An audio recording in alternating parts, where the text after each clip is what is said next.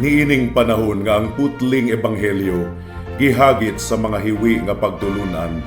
Kinahanglang mo barog ang mga tinuna ni Kristo sa pagpakigbisog sa paglaban sa pagtuo nga makausa ug alang sa tanang panahong gihatag sa Dios ngadto sa iyang katawhan. Mao'y hinungdan nga namugna kining tulumanon ang putling ebanghelyo. 30 minutos nga pagsabwag sa tinuod nga ebanghelyo kauban ni Pastor Jeremias hangad. Ang putling ebanghelyo tulumanon nga gihatod kaninyo sa Herald of Grace Radio Ministries Philippines. Ang putling ebanghelyo. Ang putling ebanghelyo. Ang putling ebanghelyo.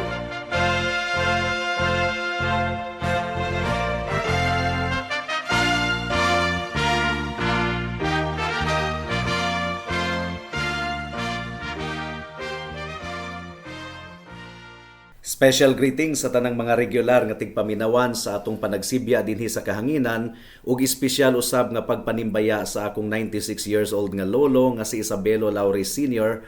ug sa akong 74 years old nga nanay nga si Nanay Kunsing nga naminaw karon. Alang sa pagpamalandong sa pulong sa Ginoo, please turn with me once again to Romans chapter 8 verse 1 hangtod sa verse 4. Ang giingon dinhi: Busa, wala na'y pagkahinukman alang sa mga anaa diha kang Kristo Jesus. Tungod kay ang balaod sa Espiritu sa kinabuhi, nagpahiling kawas kaninyo diha kang Kristo Jesus, gikan sa balaod sa salaog kamatayon. Tungod kay gibuhat sa Dios ang dili mabuhat sa balaod, nga gipahuyang sa unod, pinaagi sa pagpadala sa iyang anak diha sa hulagway sa makasasalang unod ug alang sa sala, gihukman niya ang sala diha sa unod, aron nga ang mataro nga gimando sa balaod matuman dinhi kanato nga naglakaw dili sumala sa unod kun dili sumala sa espiritu. May the Lord bless the proclamation of His word at this moment. Ang kapitulo 8 sa Book of Romans, mga kaigsuuna, nagsugod sa nindot kaayo nga deklarasyon sa kaluwasan. Ang giingon dinhi, busa wala na'y pagkahinukman alang sa mga anaa diha kang Kristo Jesus. Kung atong mahinumduman sa chapter 7, gilarawan ni Apostle Paul ang dako kayong struggle sa matag Kristohanon mahitungod sa sala nga nahabilin pa sa atong kinabuhi. Misinggit si Pablo sa katapusan sa chapter 7 verse 24 to 25, pagkaalaot ko gayod nga matang sa tawo, kinsang makaluwas kanako gikan sa lawas ni ining kamatayon. Ug gitubag ni Pablo ang iyang kaugalingong pangutana, ang iyang giingon, salamat sa Ginoo pinaagi kang Hesukristo nga akong Dios. Ang Kristohanon, mga kaigsuunan, aduna gayoy saad sa Biblia nga maluwas ra gayod kita totally gikan niining lawas sa sala. Pero ang giingon usab ni Apostle Paul, adunay kaluwasan kanato karon. Salvation is a present reality. Gumikan kay ang giingon sa verse 1 sa Romans chapter 8, there is also now no condemnation. Wala na'y pagkahinukman pa karon sa tanang mga anaa sa atong Ginoong Hesukristo. Kini nga kasiguraduhan, mga kaigsuunan, nakabase sa atong justification. Unsa man kining justification? Kining sa libro sa Ginoo ang tanang magtutuo, gipapas ang ilang sala, giisip nga matarong atubangan sa Ginoo. Apan kini nga bersikulo, mga kaigsuunan, sa Romans 8 verse 1, aduna usab kini kalabutan sa atong sanctification. Ang sanctification kining paghimo kanatong balaan, progresibo nga pagkabalaan at tubangan sa Ginoo. Ug sa atong napasabot na ni adtong miaging mga simana, ang justification ug ang sanctification dili mabulag. Ang tinuod nga naluwas pinaagi sa grasya mamunga gayod ug pagkabalaan sa iyang kinabuhi. Ang giingon ni John Calvin, as Christ cannot be divided into parts, so that two things, justification and sanctification, which we perceive to be united together in Him, are inseparable. So, ang buti pasabot, ang tinuod nga luwas, aduna gayoy bunga sa pagkabalaan. Mura ra ba kini og bulak, mga kaigsuunan ba? Dili man nato mabulag ang bulak sa alimyo niini. sa kahumot niini. Ang tinuod nga bulak aduna gayoy alimyon mga kaigsuonan. So diha kang Kristo adunay kaluwasan, adunay bunga sa kaluwasan. Ang tinuod nga luwas dili na ulipon pa sa sala ug nahimo kining posible pinaagi sa bag-o natong kinabuhi diha kang Kristo. Now niadtong miaging semana atong gi-examine ang verse 2 ug atong gidala ang atensyon sa matag usa mahitungod sa doktrina sa sanctification or doktrina sa paghimong balaan sa tanang mga tinuod nga luwas. Ug nakita nato nga ang sanctification nahitabo kini pinaagi sa atong Ginoong Hesukristo. Ang giingon dinhi tungod kay ang balaod sa espiritu sa kinabuhi nagpahiling kawas kaninyo diha kang Kristo Jesus. So it's in Christ Jesus that we are sanctified. Ikaduha, ang sanctification mahitabo kini sa usa ka Kristohanon pinaagi sa gahom sa balaang espiritu. Mao kini ang giingon sa atong teksto, tungod kay ang balaod sa espiritu sa kinabuhi nagpahiling kawas kaninyo diha kang Kristo Jesus. Si Jesus ang naghatag og kinabuhi apan ang balaang espiritu mao ang agent of life, ang ahente sa kinabuhi. Sa atong pagkatawo pag-usab, regeneration, ang patay natong kalag, nabuhi pag-usab, buhat kadto sa balaang espiritu. Ug susama nga gahom nga gigamit sa Dios sa pagbanhaw kang Kristo gikan sa mga patay, mausab ang susamang gahom nga gigamit sa Ginoo sa paghatag kanatog bag-ong kinabuhi diha kang Hesukristo. Ikatulo, ang pagkabalaan or sanctification matuman kini sa atong kinabuhi pinaagi sa mga sugo sa balaod. Kaya ang giingon sa atong teksto, ang balaod sa espiritu sa kinabuhi. Absolute kini nga principle mga kaigsuonan. Ang matag usa ka Kristohanon aduna gayoy ebidensya sa pagkabalaan. Nag-anam-anam siya og tubo diha sa pagkabalaan. Sa atong pagsulod sa verse 3 mga kaigsuonan, atong nakita ang mahimayaong buhat ni Kristo sa pagtubos sa iyang mga katawhan gikan sa ilang sala. Ang balaod wala gayoy mahimo aron himuon kitang matarong. Yes, ang balaod mao ang balaan nga standard sa Ginoo alang sa pagkamatarong. Mo kini ang giingon sa verse 12 sa Romans 7, busa ang balaod balaan ug ang sugo balaan ug makatarunganon ug maayo. Apan mga kaigsuonan, ang balaod wala naghatag kanato og katakos aron musunod. Ang balaod naghatag lang og sugo, apan walay nahimo ang balaod sa paghatag kanatog bag-o nga kasing-kasing aron mosunod sa balaod. Gumikan sa kahuyangon sa atong makasasalang unod, dili gayud nato matuman ang gidikta sa balaod. Mo kini giingon sa Romans 8:7, tungod kay ang hunahuna nga nakasentro sa unod, kaaligot-got batok sa Dios, tungod kay dili kini mopasakop sa balaod sa Dios ug tinuod gayod dili kini makahimo. Mao nga kung diin ang balaod huyang pinaagi sa atong unod, gipadala sa Dios ang iyang anak nga si Hesukristo aron kuhaon alang sa iyang kaugalingon ang atong kinaiyahan ug aron iyang ihatag ang iyang kaugalingon ingon nga sakripisyo, ingon nga halad nga nagpas-an sa atong mga sala. So gipas-an ni Kristo ang atong pagkahinukman gumikan sa atong sala. Ang iyang kamatayon mao kadto ang paghukom batok sa sala. Sa bersikulo 4 mga kaigsuonan, gisugdan kini nga bersikulo sa pulong nga aron nga, in order that, aron. Sa laktod nga pagkaistorya, gi-introduce ni Apostle Paul ang tumong sa Dios nganong iyang gipadala si Kristo ingon nga halad alang sa sala. Ug ang tumong giingon sa verse 4, aron nga ang matarong nga gimando sa balaod matuman dinhi kanato. Sa tinuod lang mga kaigsuonan, pinaagi sa kamatayon ni Hesukristo natuman ang matarong nga gidikta sa balaod. So niining taknaa sa atong pagpamalandong ato kining i-examine nga kamatuoran. Unsa ba ang buot ipasabot nga si Kristo gituman niya ang balaod ug unsa ba ang buot ipasabot ni Pablo sa dihang iyang gisulat sa verse 4 aron nga ang matarong nga gimando sa balaod matuman dinhi kanato. Ug hinaot nga tabangan kita sa Ginoo sa atong pagpamalandong.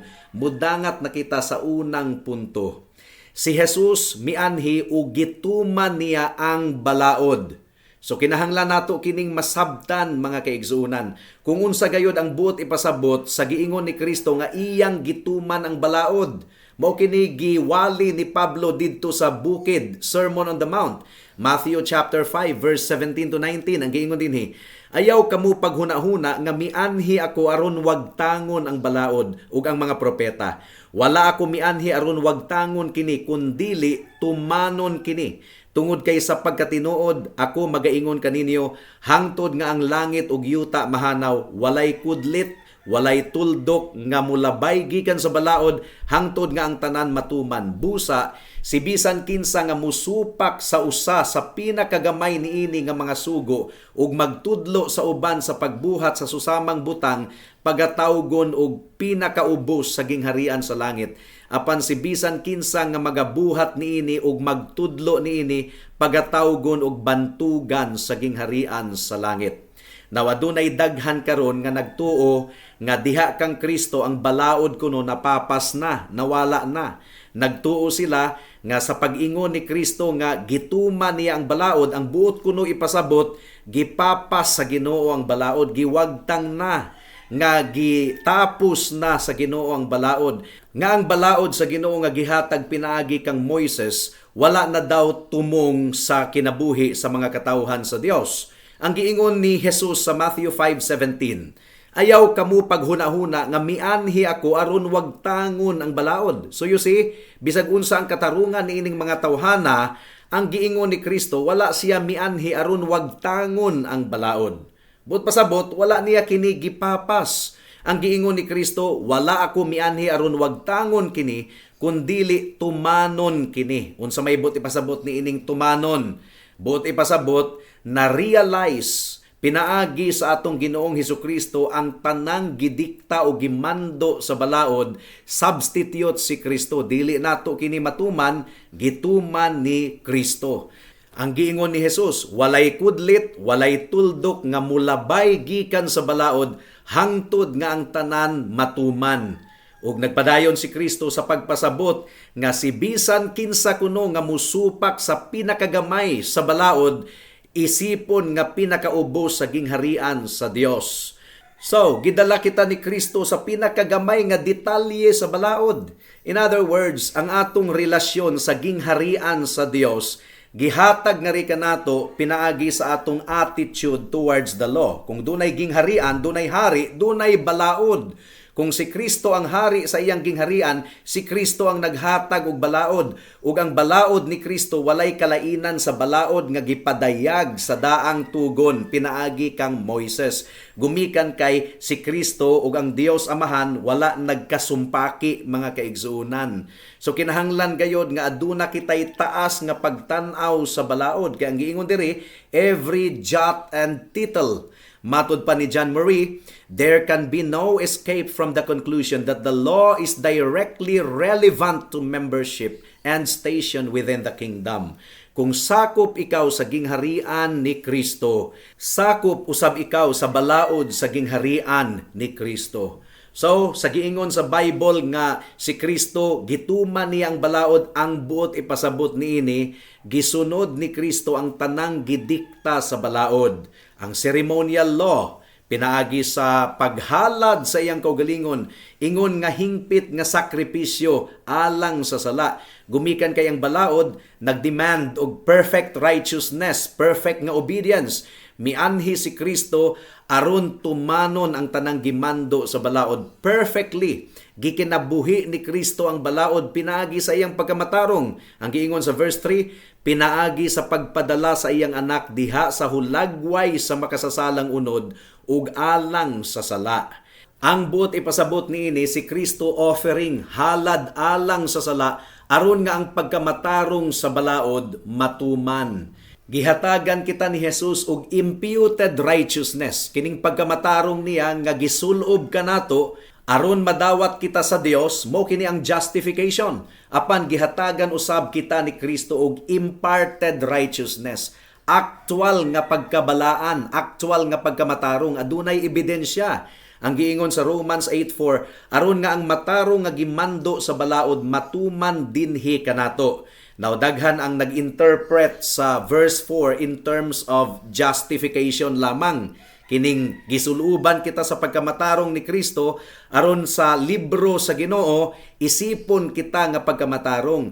Kay ang pagkamatarong ni Kristo nahimong atong pagkamatarong. Tinuod man kini, justification mga kaigsuunan. Pero dili lang justification ang gitudlo sa verse 4. Ang giingon sa verse 4, aron nga ang matarong nga gimando sa balaod matuman dinhi kanato, but ipasabot aduna gayoy actual nga pagkamatarong, actual nga bunga sa pagkabalaan nga resulta sa kaluwasan nga makita sa atong kinabuhi mga kaigsuunan. Ang giingon ni Leon Morris, sa kinatibuk ang kahulugan diha lamang kang Kristo matuman ang tanang gisugo sa balaod, apan kung kita anaa diha kaniya, kita sa atong kaugalingon magsugod sa pagkinabuhi sa matang sa kinabuhi nga buot sa Ginoo nga atong ikinabuhi. Masabtan lamang nato kini nga bersikulo sa insaktong paagi kung aduna kitay insaktong pagsabot mahitungod sa balaod, papel sa balaod sa atong kinabuhi. Well, adunay mga sipyat nga pagtulunan nga mikuyanap sa kalibutan karon mahitungod sa balaod. Ang una, adunay danger sa legalism. Unsa man kining legalism? Mao kining gaisip ang usa ka tawo nga maluwas siya pinaagi sa iyang binuhatan, pinaagi sa iyang aksyon. Pero tataw kayong giingon ni Apostle Paul nga walay maluwas pinaagi sa mga buhat sa balaod. Romans 3:20. Tungod kay pinaagi sa mga buhat sa balaod, walay tawo nga ipakawalay sala sa iyang pananaw, sanglit pinaagi man sa balaod, mao ang pagkasayod sa sala. Ug gisumpayan kini sa verse 27 and 28. Nan unsa may nahitabo sa atong pagpanghinambog, wala kini labot. Tungod kay atong gikuptan nga ang tawo ipakawalay sala pinaagi sa pagtuo bulag sa mga buhat sa balaod. Ang makalilisang kayo nga makita nato sa mga legalist is that mag-focus sila sa usa lamang ka area sa self-righteous behavior and then ilang hukman ang uban nga dili muuyon sa ilang standard. Critical sila, naara silang pangdaot sa uban, gumikan kay matarong man ang pagtan-aw nila sa ilang kaugalingon. Matthew chapter 23 verse 27 and 28 mo kini ang mga Pariseyo. Ang giingon ni Kristo, pagkaalaot gayud ninyo mga iskriba ug mga Pariseyo, mga tigpakaaron ingnon, tungod kay susama kamo sa gipaputi nga mga lubnganan, nga nindot kayo tanawon sa gawas, apan sa sulod puno og mga bukog sa patay nga mga tawo ug tanang pagkahugaw. Ug kamo usab matarong tanawon sa uban, apan sa inyong kinasuluran puno kamo sa pagpakaaron ingnon ug pagkadautan. Legalism kini, mao kini ang mga Pariseyo. And all of us adunay tendency nga mahimong legalists kung dili kita magamping mga kaigsuonan. Ang usa pa ka danger nga mikuyanap nga pagtulunan sa kalibutan karon mao kining antinomianism, meaning to say anti-law, kontra sa balaod, ug adunay pipila ka matang sa antinomianism diri sa kalibutan. Adunay mga tawo una nga ila gayong gisalikway ang balaod sa Dios, and this describes most people in the world. Wala sila'y pakabana sa balaod sa Dios ug nahigugma sila sa sala. Romans 1:32. Bisag nasayran nila ang matarong nga lagda sa Dios nga sila nga nagbuhat ni anang mga butanga takos nga mamatay. Dili lang kay ginabuhat nila kini kundi naghatag og pag-uyon sa mga nagbuhat niini. And then ikaduha, adunay mga tawo nga nagkinabuhi sumala sa ilang feelings, sumala sa ilang pagbati. Kung nindot ang usa ka butang sumala sa ilang pamati, well, mo kini mag-justify sa ilang mga actions. Kay nalipay man gud ko, nindot akong pamati. And then doon na po'y mga tao nga sinsiro gayod nga nagtuo nga gituman na ni Kristo ang balaod ug mo kini hinungdan nga iya na kining gipapas. Wala na kunoy balaod sa bag-ong tugon. Ang ilang pagtulunan, dili na kuno kita ilalom pa sa balaod kundi ilalom na sa grasya. Ug ang balaod kuno karon mauna kuno ang balaod sa grasya ug gugma. Well, nagtuo ako nga wa gyud nila masabti systematically ang gitudlo gayod sa Biblia. Gituman ni Kristo ang balaod, naghatag kini og justification, apan ang ultimate niini nga tumong is that aron kita mahimong balaan.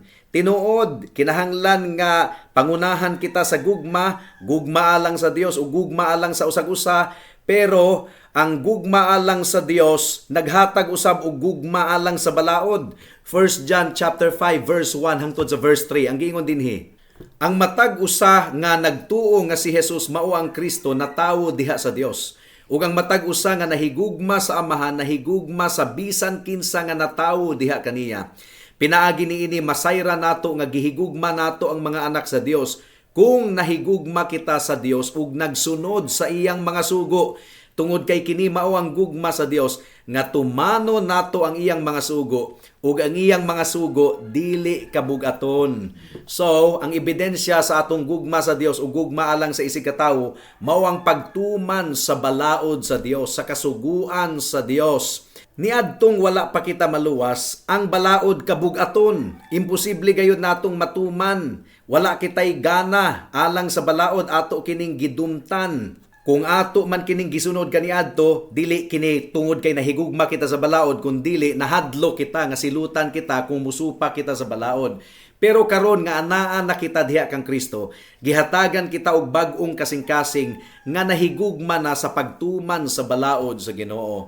Ang bag-ong kasabutan naghatag og bag-ong kasing-kasing nga nahigugma na sa balaod sa Ginoo. Jeremiah 31:33 ang giingon dinhi.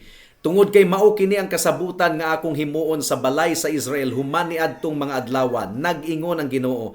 Ibutang ko ang balaod sa ilang sulod ug isulat ko kini sa ilang mga kasing-kasing ug ako mahimong ilang Dios ug sila mahimong akong mga katawhan. Ang balaod mga kaigsunan nagsilbi kini alang sa matarong nga tumong sa Dios. 1 Timothy chapter 1 verse 8. Apan nasayod kita ngang balaod maayo kung buhaton kini sa usa ka tawo sa insakto nga paagi. Ang moral nga balaod sa Ginoo, ang Ten Commandments, dili kini mausab, gumikan kay produkto kini sa kaalam sa Dios aron kita matudluan kung unsa ang dautan ug unsa ang matarong.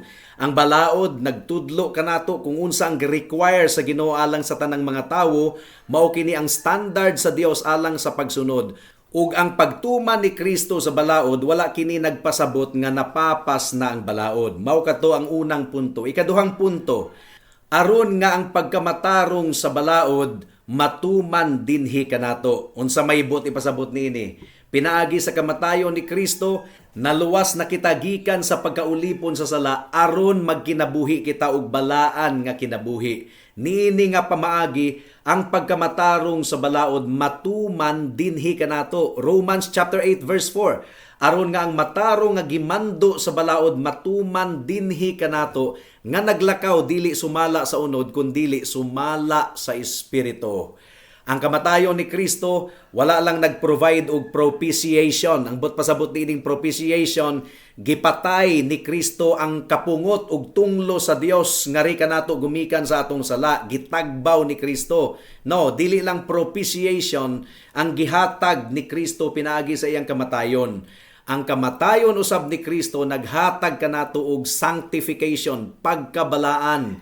Mo kini giingon sa ikaduhang bahin sa verse 4 sa atong teksto, nga naglakaw dili sumala sa unod kun dili sumala sa espiritu. So ang bunga sa kaluwasan mga kaigsunan mao ang balaan nga pagkinabuhi at tubangan sa Ginoo.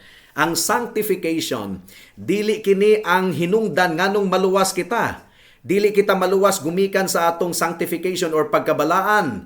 Adunay kalainan ang sanctification sa justification. Naluwas kita pinaagi sa justification. Ang pagkamatarong ni Kristo gisulob ngari kanato. Dili kita maluwas pinaagi sa atong pagkabalaan. Wala man miingon si Kristo nga biyai ang sala og pagkinabuhing balaan aron ako kang luwason. No, dili man na ang giingon ni Kristo.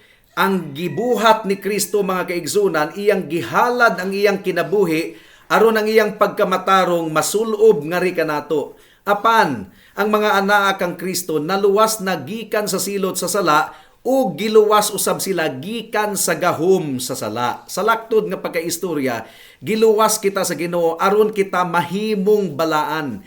Dili lang positional holiness pinaagi sa justification, but also practical and actual holiness pinaagi sa sanctification. Paminawa ang Ephesians chapter 1 verse 3 hangtod sa verse 4. Ang giingon dinhi, Dalaygon ang Dios ug Amahan sa atong Ginoong Hesukristo nga nagpanalangin kanato diha kang Kristo sa tanang espirituhanong panalangin sa langitnong mga dapit, bisan pa sa iyang pagpili kanato diha kaniya sa wala pa matukod ang kalibutan, aron kita mahimong balaan ug walay buling sa iyang atubangan. Holy and blameless.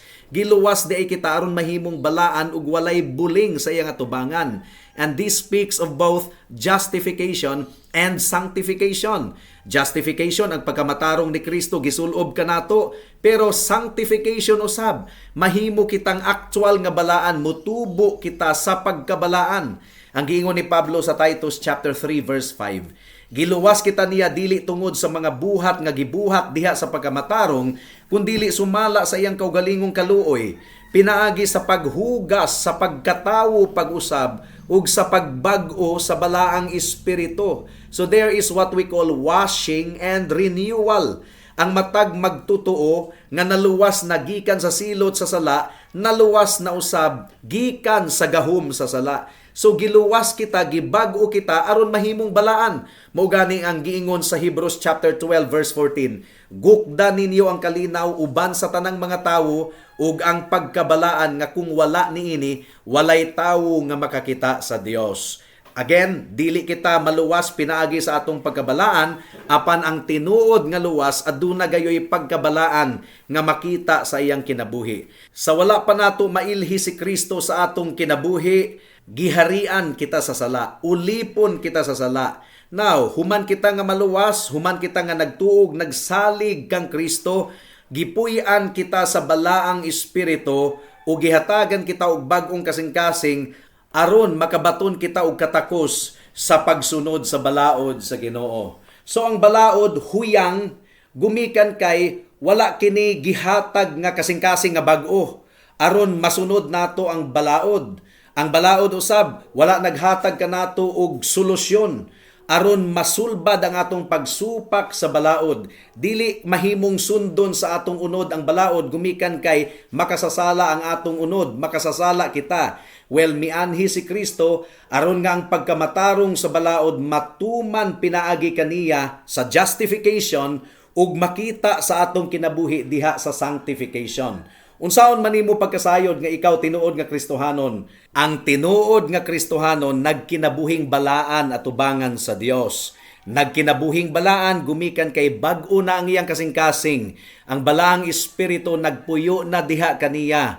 Aduna na siya'y kasing-kasing nga nahigugma sa Ginoo, nahigugma sa iyang balaod, ug nahigugma sa iyang isig katawo. Ang pagsimba dili na kabugaton alang kaniya. Ang pagampo, pagdayeg sa Ginoo dili na kabugaton. Naglikay na siya sa sala, gumikan kay wala na siya nahigugma sa sala. Ang iyang gihigugma ang pagkabalaan na. Mga kahigalaan, mao kini ang ebidensya sa kaluwasan.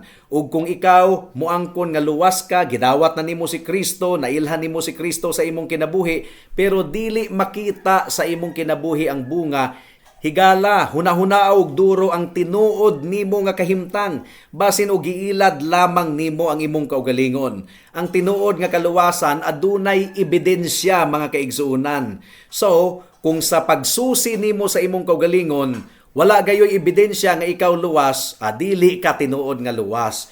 Pag hinulsol sa imong sala, duol og dangop kang Kristo. Salig nga si Kristo adunay gahom nga muluwas kanimo.